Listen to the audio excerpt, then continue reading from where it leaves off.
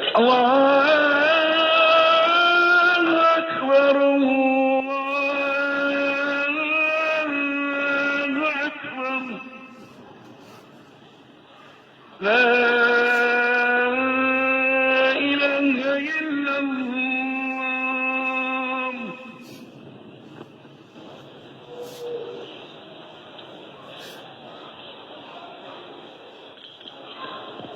الحمد لله رب العالمين. الحمد لله الذي من علينا بمواسم الخيرات وأبغى في آمارنا لنزداد من الحسنات.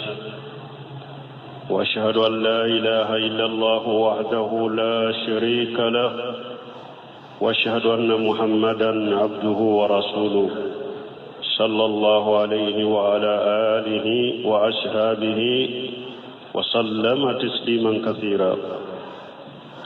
أما بعد، فاتقوا الله عباد الله حق التقوى، وراقبوه في السر والنجوى، واعلموا أنكم موقوفون في يوم لا يجزي أحد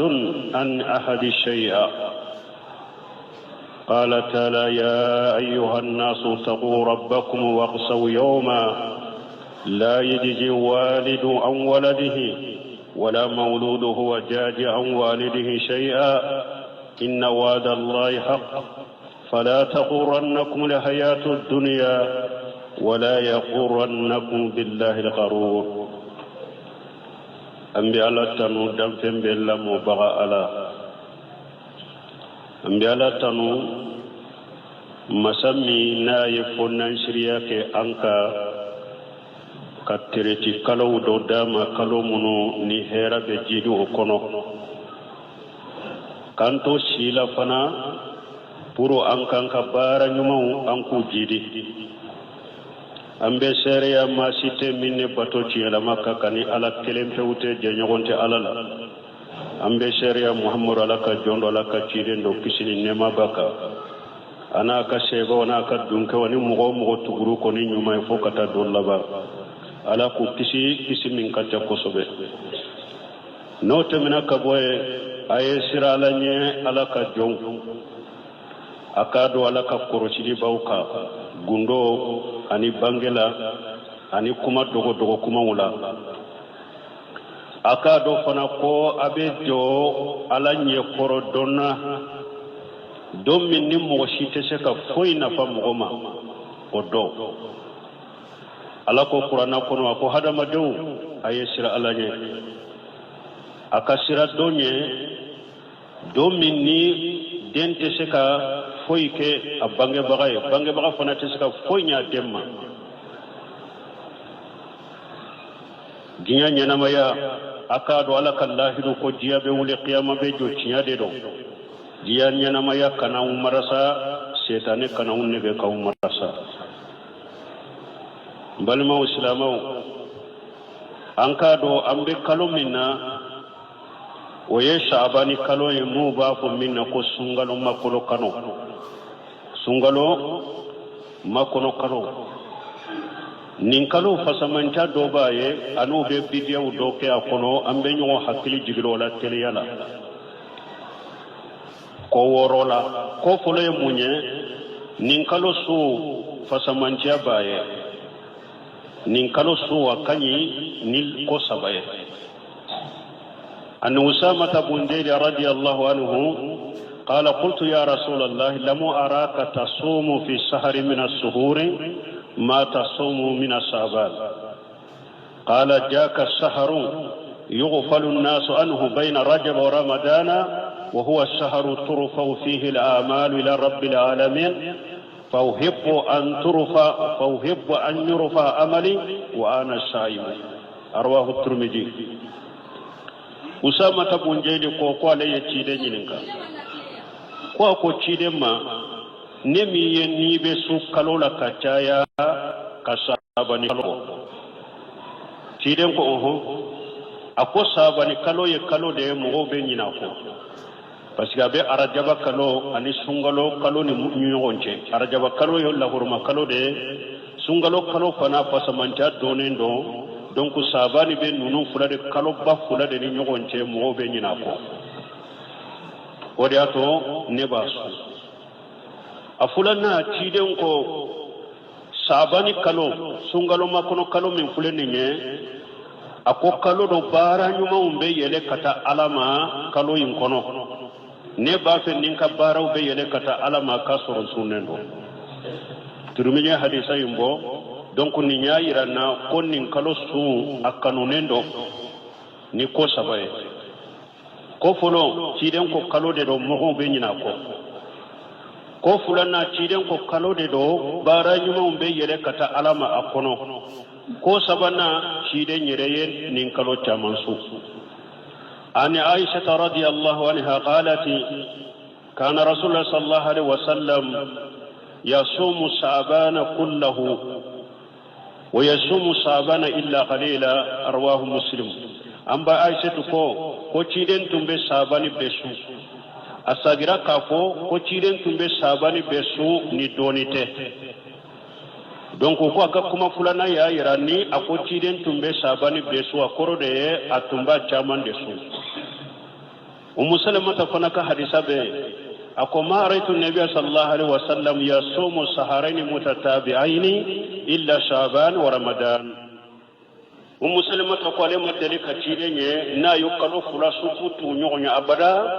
fo sabani kalo ani sungalo ko tumbe ulusu utu nyogona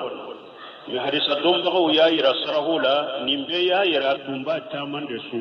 parce que hadisa do nana ko cide madoli ka kalo su ka fori ni sungalote donc ka kuma munun fule ne ya ira de ciden tumbe sabani kalo taman su mi ata su ka fori atumba taman desu donc abe daga hada maden ka taman su nin kalo la tile tan de kan goye tani duru kan goye mugani duru kan goye ibese kasu akono hadisa wore bena abu hurata boloko kiden ko janta saba sabanu fala tasumu konni sabane ka na kera tilanchema akana sutuguni ni hadisa do ya lafu na albani ko sahalendo bumbaji ko sahalendo me ko hadisa imana ye munye mugo mi sabani jora ema foisu ni talaba tani duru laba min bini sungalo ce e ba fe kasunta wode la ko be sungaro segere ko hadisa la nyine yo ode me ni mugo min sunta ko fede kateme hari tanu duru ko kata fente e ka ola donc nu ni nyafolo ye sabani suni en kanu nendo ibe chaman su ala fulana nisfu sabani tilanje su dogo o kere ya don teola kaso ka fasamanci dama yelela tola o masabati an ko ibe chaman su akono me ka kere ya ko sabani tilance do nko don kere ya ko don suru ko fasamanci kere le boye o ye bidai lesri tola ninye fulanai ambe hakliji ke mununa sabana sabani tilance su don be fasamanta ude kira yaye ka hadisa wondon nati ko fasamanta kire ndo ba wuye sabane plante suye o fana sabati lente ni nye sabana nani na sabane plante su do ba kire ni sufe joni ni sufe na bila udoye o fana ye bidiya de la kola anu su to be wuye kelenya e dalilan na fila mununa su to la ibese ka ke sabane plante sula me ka kere ani adamana suye de la tola nani na eturna sabane tilance do ba kere ani dumuni tobiye koy kam mo munum banna be dumuni utobe mo ba ko asa al abdi asa al ummi konni nyemba ka e wasure fana ni nye e wa ufa ka sure fana sabane tilance do be akere ya ka dumuni tobe ko bu saragati o ka suma o fana della sabato o fana la o ye bidiya ko woronna sabane su kule atilance su mo we ajate mina ko latigo be ke akono ko sankal latigo ko be ke sabane tilance do in kono o fana te kuma sabati lenye sankal latigo be ke su min kono o ye le kula qadri sude de law sabatro la qur'ana aya wala ni hadisan lailatul qadri su min yesa ewa samu me kala tigo be ko de kono min yesa bani tilanje ote o kono donc antum be nyugon hakili jidi nin ko woro la sabani kola tele yala a'udhu billahi minash shaitanir rajim wala nabluwannakum bi shay'in min al-khawf wal-ju'i wa naqsin min al-amwali wal-anfusi was-samarat وبشر الصابرين الذين إذا أصابتهم مصيبة قالوا إنا لله وإنا إليه راجعون أولئك لهم صلوات من ربهم ورحمة وأولئك هم المهتدون بارك الله لي ولكم في القرآن الحكيم ونفعل وإياكم بما فيه من الذكر الحكيم أقول قولي هذا واستغفر الله لي ولكم لسائر المسلمين من كل جنب واستغفروه إنه هو الغفور الرحيم.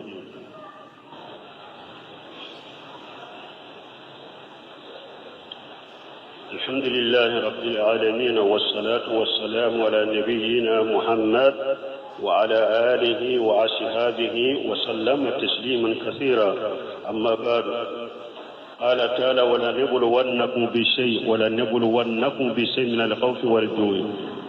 ألم سمين قرطة لين وكفر نبين كنو أكوني ألا بنا ولا جرابني دوني من دوني كونغو دوني أني سرانيا دوني ani kan nakulun naqashi ani kan nun naqashi ani ka iridun naqashi ni alla bina la jarabinu lu doriye mi la jarabinu kono ni mo min sabarila ala ko ciden ka sabali bagawo akun ni sondia ako sabali bagawo ni sondia wulide do ni masiba yusoro o ba ko aw nyire ala de taye ambe sagi kata ala de ma nunun tigla mo ala katta nunu be nunun de ka nunun de kanda bagawe nema be nunun de balmon dinya be min kono adogolente mo gosila dinya be la jarabi min kono adogolente mo gosila dinya be fitina ni balaw min kono adogolente mo gosila minye nim bananye uba fo min mako corona corona be kono na fille be jorole mi ambe min ko hada madawnye nin ko sugu nu nana min be unye tauhidi de banye ani hakili shigi ani ka wakilu da alaka hada maden ni ko gelewu nana fitina nana min ba nyana bo tauhidi ni ala kele bantiya de nin bana min kulende nye silama kilen kele ka do ko nani iko do nin bana yinna ko folo de ka do ko ala nin bana yisabe de pipite wama asaba min musibati fil ard ولا في أنفسكم إلا في كتاب من قبل أن نبراها على ينم بني سبه جبلا ما سانك بولون فلان دوما كلون فلان داني سامبا بدوري hakili mani silama be kanim bi hakila ko ala nim bana sabe bite afulana be ka do ko nim bana be alaka doni be bana ina bana be dugu kolo inka alaka doni bala abake kam minke ala bodo atake kati ala nyinama be ko do ni fulana sabana be ka do ko ala de bana inda bana inta ta bana koye e tan fenye chogomi bana yu kana ye tan fenye o chogodele inna khalaqna kulla shay'in bi qadar ala ko le yefbe tan illa tigede bana yu kana tan fende be ala de bolo nani na bana fi mashiyati llahi abi ala ka jendo kono bana inta yere bolo ni bana in tumba yere de bola tette me mogola ka mogomina tumbe jiya hada madem be de mina ka be faga mi hari binniya bana in be do de mina abette me dola do be keleya do be sa ata yere de bolo abe ala ka nyamar kan de kono ni ala ya nyamar kan min mina de abamina donc la hada madon kan ni ndo aka ka hakilu shigi ajja kana wuli aka ka hakilu shigi ko bebe ala kala tige de kono ala yode fo wa ma kana li nafs an tamuta illa bi idnillahi kitaban muajjala ala ko ni shite ni be shekasa ninne ala majenay ni woni be ka saya wakati dati min diri kan ni masebelen de bene ala bolo na mana ite shekasa fo ite shike fa hada maden kelen ko do bana ite shika mo shi fa ni kala jali mana ala ya latige ko nyinan sa mo munum be sa banayin be ke sababe kulu de fa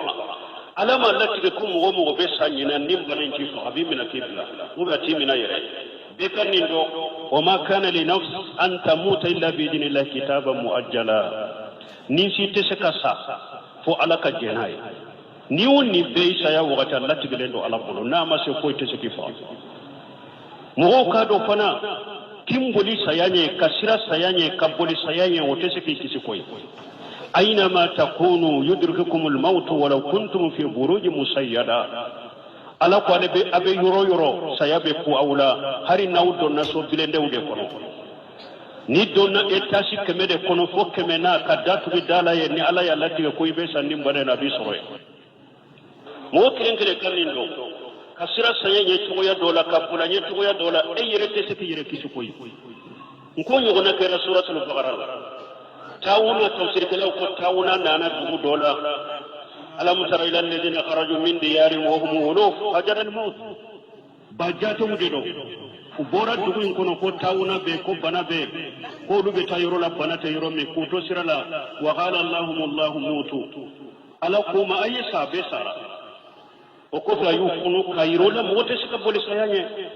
قل إن الموت الذي تفيرون منه فإنه ملاقيكم ألا كو سيامي نابي بولانيا باوكم بده ni mogo min koy be boli sayanye kasira sayanye katayoro nyini yire nindesa akwa bi kumbende donc ya hakilushi do ye bato yoro yir la pew be so kono siranya maso yoro la kasya sira kasya o dogere fanala o ta bali fana femunu fora uye minye doktoro uye ani sécurité mogo banayin kola munu be banayin yedo nu yella hala munun fo nani yere korosi munun fo awye atabale hada maden ko yere korosi ko yere korosi min daga lendo ala ko qur'ana kun wala turqu bi aydikum ila tahaluka ako hada maden yere kan yere di halakima wajiru siha ministre munun be kene ya kibariya la docteur munun be kene ya kibariya nim bana donina aywa afin bu bolo nu ya hada madon nyamariya sababu munun keli la bana infra keli la ubi akumbeli la mugo ko ulu fanake akana bawma o fanake bashiye sababu daga le unde fanko fo ka faraka parce que ambake ka amedo da ko bombo si chama be munu na ka bombo si di ko bombo si be bana indiri no si yorodo nonu nye dina chiade bombo sini bana kote nyogon sirala umman yattaqillaha yaj'al lahu makhraja wa yarju min haythu la yahtasib ni mugo ni sirana alanye ibe dogu ala bay boda kiye mo sikana bombo si konindi ko no si yorodo ko de be bana bila mugola bana nyamo chama fa bombo si tawlo la yero janko ko no de siginay ومن يتوكل على الله فهو حسبه mugo ko jigida ala ka kasebi alama ni mugo isembira alama ala bi wasa جهو فد علاقة وليات الدنيا كو الاعتماد على الأسباب الشرك بالله وترك الأسباب خلاف الشرع والعقل كوني هذا مدين نسين سرا سببك إن يانا ني سببو دي بك سببو ني سببو دي بني كسي بناينا يفلنا فرعلك كسببو يفنا توي يسريا سوسو كحكلي سوسو hada madem be sababu daga len nunun ke me iki jigida ala fana de ka kon nunun ye sababu de utese ka ekisi banayma itese ki kisi sayama sababu daga len do ala ko iku ke bu ke ti jigida ala de ka mo kana jigida sababu nunun fana kare e ko e mai abe jamana munun nayi mo chama fa yan ko lu de sababu nunun fanye ulu ye sababu nunun ke ma ba ke ka mo fa yo donc o bayira atagara hada maden ka sababu ko me kani jigida sababu ka biki jigida ala de kan ko sugula wodi ato to ko ko ningale ya sugu na penduru nyini na mugofe folo yumunye tauhidi nin ko sugu mimbe atemeni no ya hada maden ye ko duru afolo yumunye tauhidi ko gelewuna fitinawuna balawula tauhidi de beke sababu ka hada maden sabati yusabbitu Allahu alladhina amanu bil qawli sabit fil hayati dunya wa fil akhirah ala ko ni ala be mugo sabati mugo mununye mu'minu ye ni ala bu sabati jiya kono be kuma sabati lew fo la gara fana bu sabati inna Allah yudafi wa anil ladina amanu mugo mu'mini ala de be nyone ni ke ka boyima ala de be mu'mini be tanga ala be nyone ke ka bo mu'minu ma hada madon katta ala la ku katta tauhidita o de be nin ko sugun no ya o de bi sabati nin ko sugula ala yirade ya ko qur'ana ko ni nye fuloye fulana hada madon ko salika ta qur'ana ma qur'ana ka kala an ka da qur'ana la an ka kala كذلك لنثبت به فؤادك ورتلناه ترتيلا على كل يقرأنا كفركي بسكون سبتناي ne ala ye qur'ana kala ye kalan cogo ɲuman la donc qur'ana ka kalan kan dusukun sabati ni qur'ana ye ka fo foyi tɛ se kan sɔrɔ ni ala ma min latigɛ qul lan yusibana illa ma kataba allahu lana wa huwa maulana foyi tɛ se kan sɔrɔ ni ala ma min saba ye ala de an ka bisi ɲɔgɔn ye ninnu bɛ qur'ana kɔnɔ qur'ana ka kala ni yɔrɔ ninnu ka kala kɔnɔ i k'i jigi da ala kan nin ye fulanna ye a sabanan ye mun ye hadamadenw an ka baara ɲuman kɛ ka taa ala ma an ka sagi ka taa ala ma ka baara ɲumanw kɛ parce que an b'a dɔn nin ko min filɛ nin ye foyi tɛ ni masiba ni balamuri tɛ hadamadenw ka junubu de dɔn manto minnu tɛmɛna ala y'u halakini junubu minnu ye manto kelen kelen harakina ni junubu min ye ciden ka manto laban dugukolo ka sa a bɛɛ b'an bolo a bɛɛ b'a kɛ k'a kɛ